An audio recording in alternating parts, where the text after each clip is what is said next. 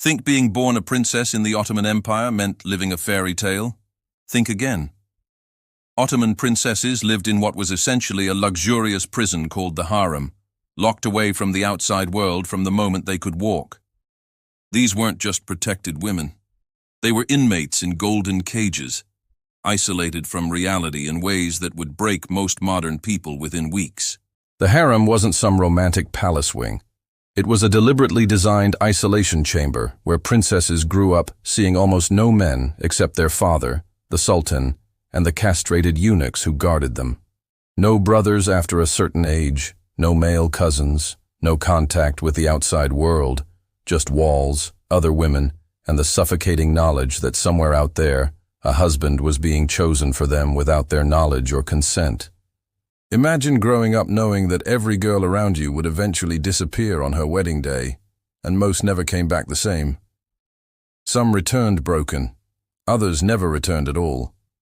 The older women in the harem would whisper stories, warnings about what waited beyond those walls.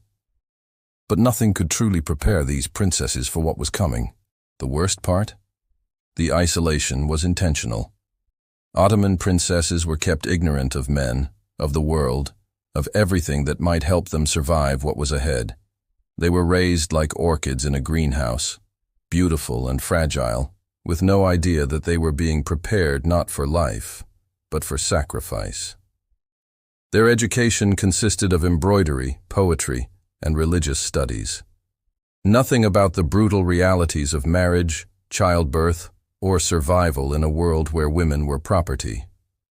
Court records show that many princesses had never had a real conversation with an adult man before their wedding day. The first time they saw their husband's face was often when he walked into their bedroom on their wedding night. Can you imagine that level of terror, going from complete isolation to complete vulnerability in a single evening, with a stranger who now owned you legally, physically, and socially? Some princesses tried to rebel. There are documented cases of young girls refusing to eat, cutting their hair, even attempting to injure themselves to avoid marriage. The palace would punish these attempts severely.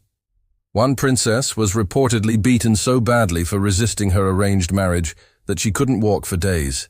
Then they carried her to the ceremony anyway. But here's what makes this truly nightmarish. The isolation wasn't just physical. It was psychological warfare designed to break their spirits before they ever reached that wedding night. By the time a princess was told she would marry, she'd already spent years watching other girls disappear into marriages that destroyed them. She knew exactly what was coming, and she knew there was absolutely nothing she could do to stop it. The harem was preparation for a lifetime of powerlessness. And the wedding night, that was graduation day into hell. You'd think the Ottoman Sultan would want the best for his daughters, right? Wrong.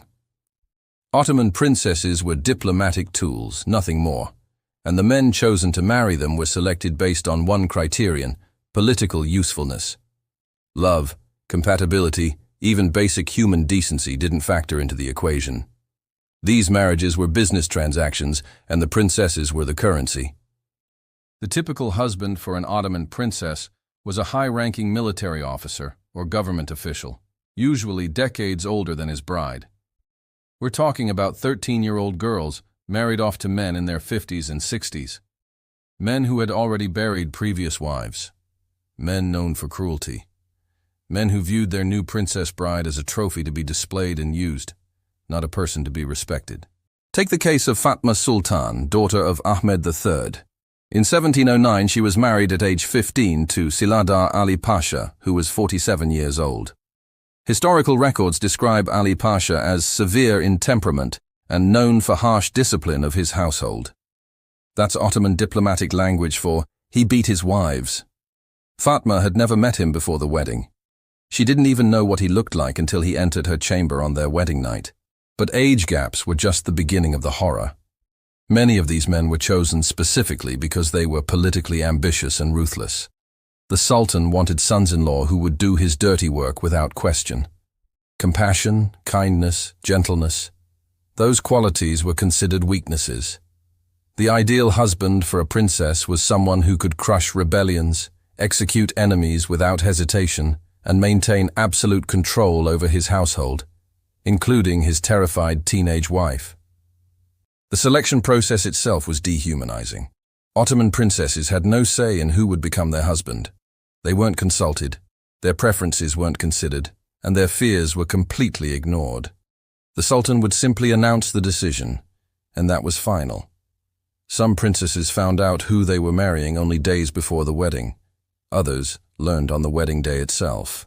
Historical documents reveal something even more disturbing. In some cases, these older husbands specifically requested younger brides because previous wives had failed to produce sons or had become difficult to manage. Translation: their previous wives had either died in childbirth or had been broken by years of abuse, and now a fresh princess was being delivered to replace them. The power imbalance was absolute and intentional. These men held all the cards: age, experience, political connections, legal authority, and physical strength. The princess held nothing except her title, which meant nothing once she entered her husband's household. She went from being the Sultan's daughter to being this stranger's property in a single ceremony. And here's the sick irony. These marriages were supposed to honor the princesses. Being chosen as a royal son-in-law was considered a tremendous privilege, a sign of the Sultan's favor. But for the princess, it was a life sentence handed down without trial. The man receiving this honor saw his new wife as a reward for loyal service. She saw him as the person who would control every aspect of her existence from that night forward. Some of these men were already notorious for violence before they married princesses. Court records mention several pashas who had multiple complaints against them for brutality, yet were still deemed suitable matches for the Sultan's daughters. Because what mattered wasn't the princess's safety or happiness. What mattered was securing political alliances and rewarding loyal officials. The Ottoman system didn't just fail to protect these princesses. It actively delivered them into the hands of men selected for qualities that would make them terrible husbands. And every princess knew this. They'd heard the stories. They knew the names of the cruel pashas and which princesses had married them and suffered. They knew that when their turn came, they too would be matched with someone chosen for political convenience, not human compatibility. But knowing what was coming didn't make it any less terrifying when that wedding night finally arrived. The wedding day started with what the Ottoman court called purification rituals. But there was nothing pure about what these princesses endured.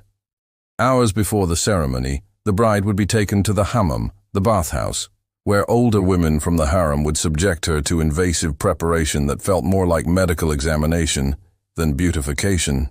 These weren't gentle beauty treatments. The princess would be scrubbed raw, every inch of her body inspected by women who reported back to the court about her physical condition. They checked for scars, marks, any sign that might suggest she wasn't a virgin. Some princesses were subjected to actual physical examinations, intimate inspections that left them crying and traumatized before the wedding even began. Mihrima Sultan, daughter of Suleiman the Magnificent, left letters describing her wedding preparation as the first violation. She wrote about hands touching her everywhere, voices discussing her body like she was livestock being appraised before sale. She was 17 years old, and already she understood that her body no longer belonged to her. It belonged to the state, to her future husband, to everyone except herself. After the hammam came the dressing ritual. Layer upon layer of elaborate clothing, each piece heavier than the last. The wedding outfit could weigh up to 30 pounds, making it difficult to move or breathe. The headpiece alone weighed several pounds and was designed to keep the bride's head bowed in submission. This wasn't fashion. This was restraint, disguised as decoration. Then came the public procession. The princess would be paraded through the palace and sometimes through the streets, displayed for nobility and commoners alike. She couldn't see where she was going because of the veils covering her face. She could barely walk because of the weight of her clothes. She was essentially being transported like cargo to her new owner's household. But the real humiliation came at the threshold of the wedding chamber. In traditional Ottoman weddings, the bride would be handed over to her husband in front of witnesses. Not just handed over symbolically, physically transferred from her father's guards to her husband's men, like property changing hands. The princess would stand there, often unable to see through her veils, hearing men discuss her as if she weren't even present. Court records describe these handover ceremonies in disturbing detail. At Fatma Sultan's wedding in 1709, witnesses recorded that she was trembling visibly and required support to stand during the transfer. She was 15 years old, her husband was 47, and everyone present knew exactly what was about to happen to her. The witnesses didn't leave after the handover. They would wait outside the wedding chamber, sometimes for hours, expecting evidence that the marriage had been consummated. In some cases, particularly with high-ranking princesses, there were formal requirements for proof. The bride's bloodied bedsheet would be inspected by older women and sometimes displayed to confirm her virginity and the completion of the marriage. This practice wasn't just humiliating, it was traumatic psychological torture. Imagine knowing that your most intimate, painful, frightening moment would be immediately followed by strangers examining physical evidence of what just happened to you. There was no privacy, no dignity, no moment to process the trauma, just immediate inspection and judgment. Some princesses fainted during the handover ceremony. Historical accounts mention brides who had to be carried into the wedding chamber because they couldn't walk from fear. Others reportedly became hysterical, screaming or crying so severely that they had to be sedated with opium-laced drinks before the ceremony could proceed. The Ottoman court treated these reactions as normal, even expected. Wedding protocols actually included instructions for handling difficult brides who resisted or became too distressed. The solutions were always the same: force, sedation, or physical restraint. The wedding would proceed regardless of the bride's emotional or physical state. Here's what makes this especially cruel: the elaborate ceremony, the expensive clothes, the public celebration. All of it was designed to make the marriage look honorable and prestigious. But strip away the gold and silk and formal protocols, and what you had was a traumatized teenager being prepared for legalized assault by a stranger, with witnesses waiting outside to verify it happened. The ceremony was never about celebrating love or partnership. It was about demonstrating ownership and control. Every ritual, every tradition, every formal protocol reinforced the same message. The princess was no longer a person. She was property being transferred from one man to another. And everyone involved treated this as completely normal and appropriate. But the ceremony was just theater. What happened after the witnesses finally left, when that door closed and the princess was alone with her new husband, that's when the real nightmare began. Ottoman law was crystal clear. A husband had absolute authority over his wife. And when that wife was a princess who had been raised in isolation, who had never been alone with a man, who was often still a child herself, that absolute authority translated into absolute terror. The wedding night wasn't about intimacy or mutual discovery. It was about establishing dominance. These men, often decades older and politically ruthless, understood that their first interaction with their new bride would set the tone for the entire marriage. And the tone they chose to set was control through fear. Historical documents from Ottoman court records reveal disturbing patterns. Multiple princesses requested medical treatment in the days following their wedding nights. The official records would euphemistically describe these as women's ailments or adjustment difficulties. But private letters and diary entries from palace physicians paint a much darker picture. Torn tissue, excessive bleeding, bruising, and in some cases, injuries severe enough to require weeks of recovery. Ayşe Sultan, daughter of Ahmed III, married Silahadar Ali Pasha in 1714 when she was 16. Within 3 days of her wedding, palace records show she requested the presence of the imperial physician.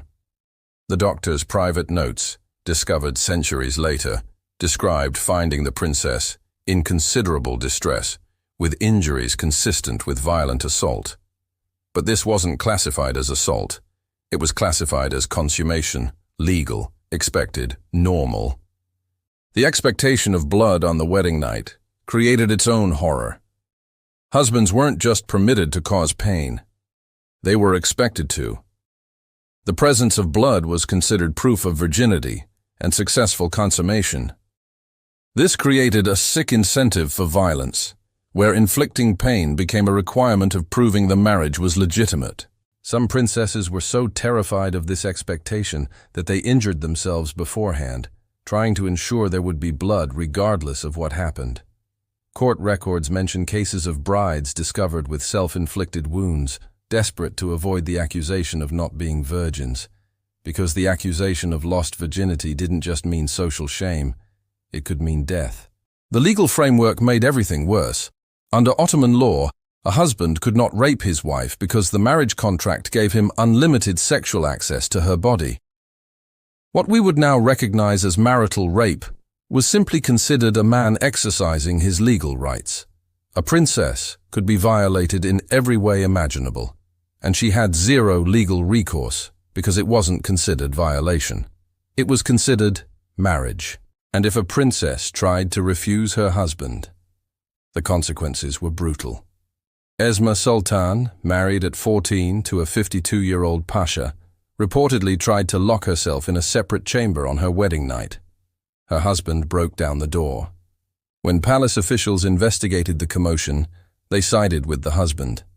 Esma was reprimanded for failing in her wifely duties and threatened with being sent away in disgrace if she continued to resist. The violence wasn't limited to the wedding night. These marriages established a pattern where the husband's physical dominance was constant and unchallenged. Princesses who displeased their husbands could be beaten, confined, or starved. All of this was legal. All of this was considered proper household management. Court records from the 18th century describe a case where a princess appeared at a palace function with visible bruises on her arms and neck. When questioned, she claimed she had fallen. Everyone knew she was lying. Everyone knew her husband had beaten her, and everyone pretended to believe her story because acknowledging the truth would have embarrassed the Sultan, who had chosen that husband for her. The psychological damage was immense. These princesses went from being the Sultan's protected daughters to being completely vulnerable to male violence in a single night. There was no transition, no preparation, no gradual adjustment. Just immediate and total subjugation to a stranger who had legal permission to do whatever he wanted to them. Some husbands were worse than others, but the system protected even the worst. A particularly brutal pasha named Hassan was known throughout the court for his violence toward his wives. He had been married 4 times before taking a princess as his 5th wife. The previous 4 wives had all died young, under circumstances that were never properly investigated. Yet when the Sultan needed a political alliance with Hassan's military faction, he handed over his 15-year-old daughter without hesitation. That princess, Fatma Sultan the Younger, lived only 3 years after her marriage. Palace records indicate she became increasingly withdrawn, stopped eating properly, and developed mysterious illnesses that physicians couldn't explain. Modern medical experts who have reviewed the historical records believe she was suffering from severe PTSD and depression, her body literally shutting down from trauma. But here's the most disturbing part. This wasn't considered unusual. The Ottoman court expected princesses to suffer in their marriages. It was seen as their duty, their sacrifice for the empire. A princess who complained was considered ungrateful. A princess who tried to escape was considered a traitor. And a princess who died young was simply unfortunate. The wedding night was just the beginning. But what came after, the years of living under the absolute control of men who had been chosen for their ruthlessness rather than their compassion, that's when many princesses discovered that death might have been merciful compared to what they were expected to endure. Marriage to an Ottoman princess was supposed to be permanent. Divorce existed in Islamic law, but for a princess, it meant something far worse than just ending a relationship. It meant complete social annihilation. The Ottoman system was designed to trap these women in their marriages, no matter how horrific those marriages became, because the alternative to staying married was a fate that many considered worse than death. A divorced princess lost everything. Her title meant nothing outside her marriage. Her wealth reverted to the Sultan. Her children, if she had any, would be taken away because they belonged to their father's household, not to her. She would be sent away from the capital, exiled to some remote palace or estate, cut off from family and the only world she had ever known. But exile was just the public punishment. The private consequences were far more terrifying. Divorced princesses were considered damaged goods, failures who had somehow displeased their husbands enough to be cast aside. The blame always fell on the woman, never on the man. Even if everyone knew the husband was violent, cruel, or impossible to please, the princess would be the one accused of being deficient. Hatice Sultan learned this the brutal way. Married in 1675, at age 14 to Köprülü Fazıl Mustafa Pasha, she endured 7 years of a marriage that court insiders described as troubled. The details were never officially recorded, but private letters from palace women mention Hatice appearing at family gatherings with injuries she tried to hide. In 1682, her husband divorced her, claiming she was unable to fulfill her duties as a wife. What happened next reveals the true cruelty of the system. Hatice was sent to a palace in Bursa, far from Istanbul. She was forbidden from returning to the capital without explicit permission from the Sultan, her own father. Her 2 young children remained with their father. She lived the remaining 43 years of her life in that exile, dying in 1725 without ever being allowed to return home or see her children grow up. But some fates were worse than exile. When a princess's marriage failed, especially if that marriage was politically important, the consequences could extend to her entire family. The Sultan who had arranged the marriage lost face. The political alliance crumbled, and someone had to be blamed for that failure, usually the princess. There are documented cases of divorced princesses who simply disappeared from historical records. One year they appeared in court documents, the next year nothing. No death records, no mention of where they went, just silence.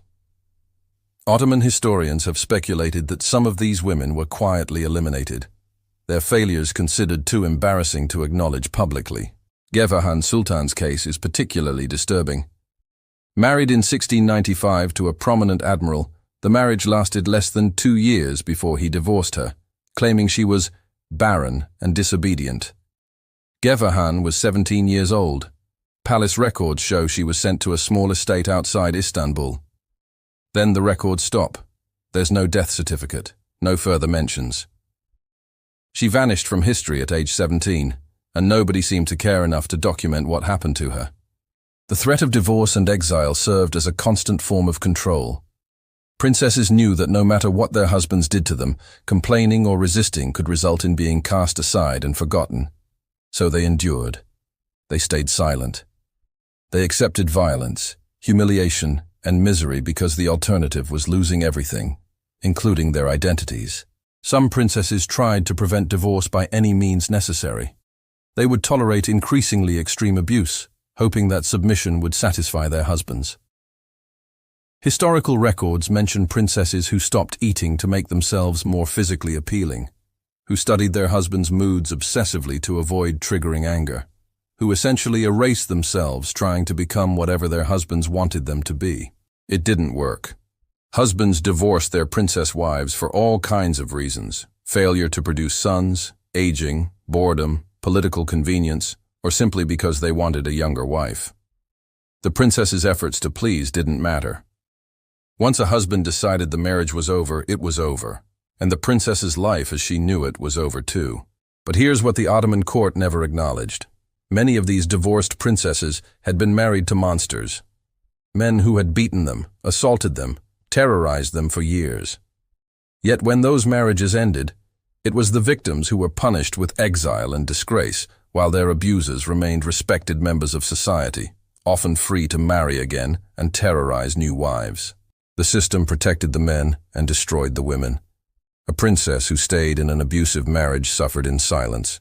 A princess who was divorced from an abusive marriage suffered in exile. Either way, she suffered. And the empire that had handed her over to that monster in the first place took no responsibility for what it had done to her. What made this even crueler was that young princesses growing up in the harem knew all of this. They heard the stories of divorced princesses who had disappeared into exile. They understood that marriage was a trap with no escape. And they knew that on their wedding night, they would begin a journey that could only end in death or disgrace. But even knowing all this, Even understanding exactly what awaited them, they had no choice but to go through with it when their turn came. The final truth about Ottoman princesses and their wedding nights is this. For many of them, death came as a relief. Not a tragic ending, but an escape from marriages that had destroyed them physically, mentally, and spiritually. The Ottoman Empire kept meticulous records of births, marriages, and deaths among the royal family. And those death records tell a story the empire never wanted acknowledged. Ottoman princesses died young, significantly younger than their unmarried counterparts, younger than noble women in other societies, younger even than common women despite having access to the best medicine and nutrition available. The average lifespan of a married Ottoman princess in the 17th and 18th centuries was approximately 35 years. Many didn't even reach 30. The official causes of death were always sanitized: fever, women's ailments, complications of childbirth, or simply natural causes. But palace physicians' private notes, discovered centuries later, reveal what really killed these women: repeated traumatic childbirths, chronic injuries from domestic violence, and what we would now recognize as severe depression and PTSD, leading to physical collapse. Fatma Sultan, the daughter of Ahmed III, who married the 47-year-old Silahdar Ali Pasha when she was 15, died at age 23. Official records say she died of fever. Her personal physician's notes describe finding her emaciated, covered in bruises in various stages of healing, with internal injuries consistent with repeated physical trauma. She had given birth to 4 children in 8 years. Her body had simply given up. But some deaths were even more disturbing. There are documented cases of princesses who died within months of their weddings under circumstances that were never properly investigated. In 1703, Aishi Sultan married a military commander known for his brutality. 3 months later, she was dead. The official cause, a fall downstairs. But palace servants whispered a different story about screaming heard from her chambers the night before her death, about her husband's rage when she miscarried his child. Nobody investigated. Nobody questioned. A princess died. Her husband expressed the appropriate amount of grief, and life continued. Because investigating would have meant acknowledging that the Ottoman Empire was systematically destroying its own daughters. The most horrifying discovery came in the early 20th century, when renovations at Topkapı Palace uncovered burial records that had been hidden for centuries. These records indicated that between 1650 and 1750, more than 40 Ottoman princesses had died before age 30. That's one princess dying young every 2.5 years for a century. And those were just the ones important enough to have formal burial records. Some of these deaths were clearly suicides, though never officially recorded as such. Ottoman Islam forbade suicide, so any princess who took her own life would bring shame upon her entire family. Instead, these deaths were classified as accidents or mysterious illnesses. But the patterns were unmistakable. Young women, recently married or in unhappy marriages, suddenly dead under convenient circumstances. Gülsüm Sultan's death in 1720 exemplifies this pattern. Married at 16 to a man 3 times her age, she died 2 years later from what was officially recorded as drowning in her bath. But the palace hammam where she supposedly drowned was only 2 feet deep. Multiple servants would have been present. The logistics of accidentally drowning there were essentially impossible. Yet nobody questioned the official story. The autopsy records that do exist from this period are nightmarish.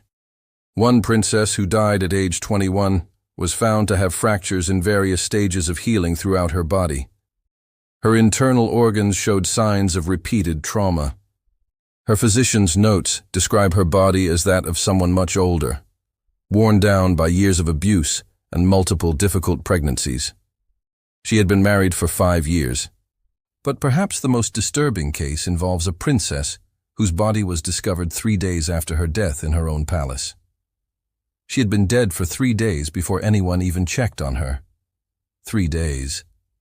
The woman who had once been the Sultan's daughter, protected and valued in the harem, had become so isolated and forgotten in her marriage that she lay dead for 3 days before anyone noticed. The few princesses who survived into old age often showed signs of severe trauma. Court records describe elderly princesses who never spoke, who spent their days in silent prayer, who flinched at sudden movements.